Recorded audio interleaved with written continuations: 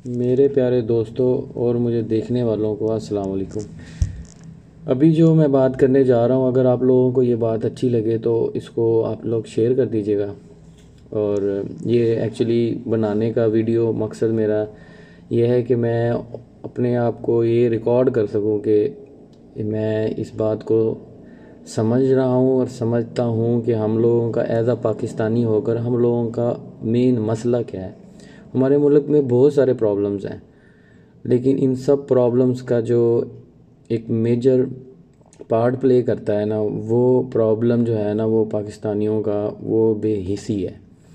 बेहिस कौम है हम लोग, मतलब एज अ नेशन अगर हम लें तो इंक्लूडेड माई सेल्फ, मतलब मैं अपने आप को शामिल करके ही कहता हूँ ताकि जो देखने वाला हो उसको ये ना लगे कि ये अपने आप को एक्सक्लूड कर रहा है और दूसरों को इन्वॉल्व इंक्लूड कर रहा है उसके अंदर, इस कन्वर्सेशन में। एक्चुअली हम लोग एज अ पाकिस्तानी जो है ना, वो बेहिस कौम है, बहुत बेहिस कौम है।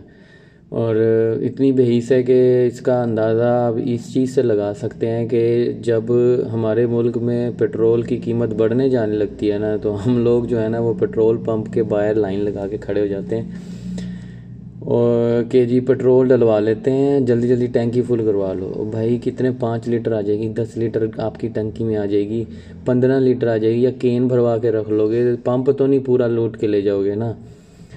तो हमारी मेंटेलिटी का ये लेवल है, मतलब से हम लोग सेंसलेस नेशन है, सेंसलेस नेशन।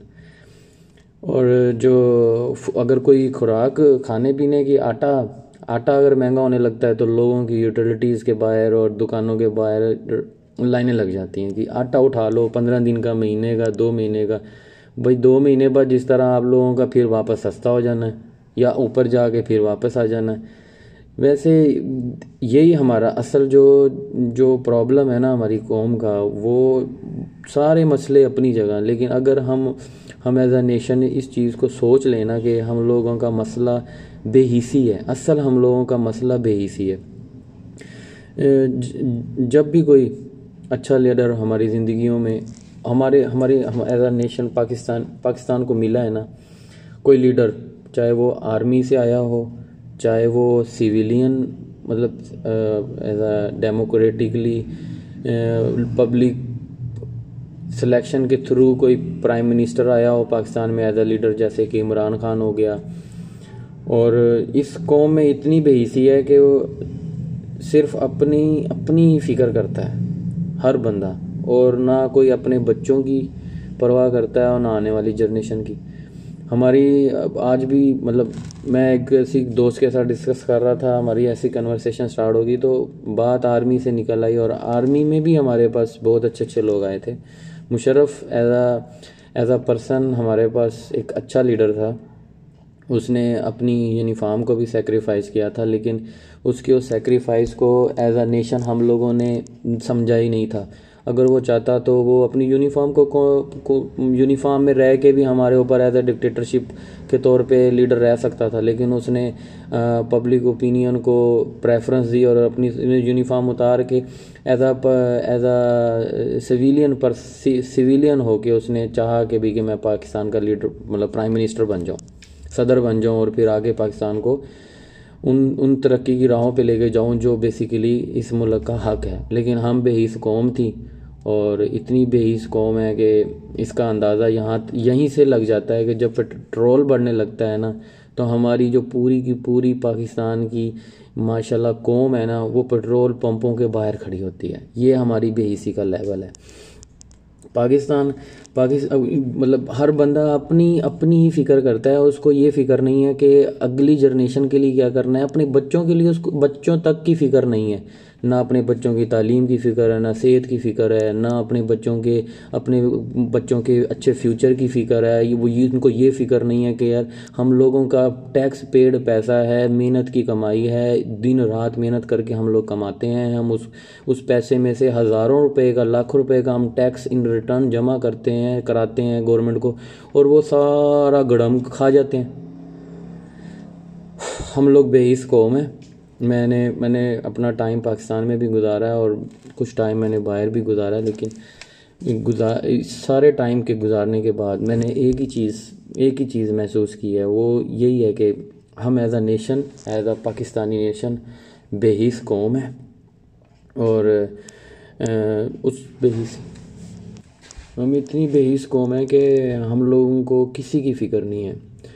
इवन दो अपने बच्चों की, अपने आने वाली जनरेशन की भी फ़िक्र नहीं है।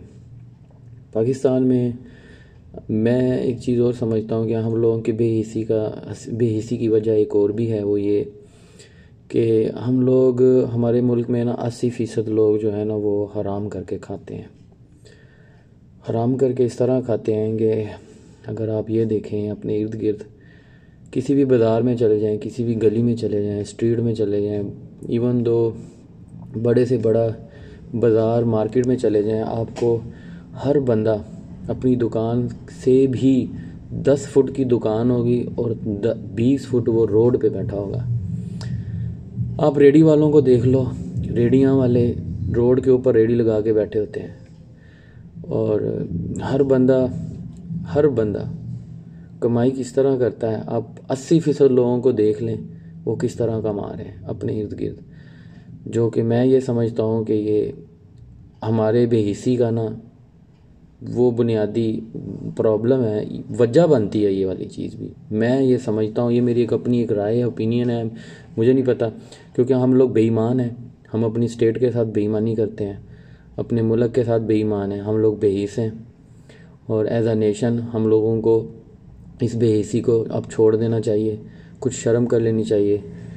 और जब 150 रुपये का पेट्रोल था तब हम लोग जो कहते थे, बहुत तकलीफ़ होती थी लोगों को कि जी पेट्रोल क्यों बढ़ाया क्यों है, बढ़ा क्यों रहे हैं, गवर्नमेंट फारग है, ये है वो है। तो अब पेट्रोल 300 रुपये का हो रहा है। अब तो कोई भी नहीं रो रहा, अब बल्कि रो नहीं रहे, अब लोग मर गए हैं लगता है।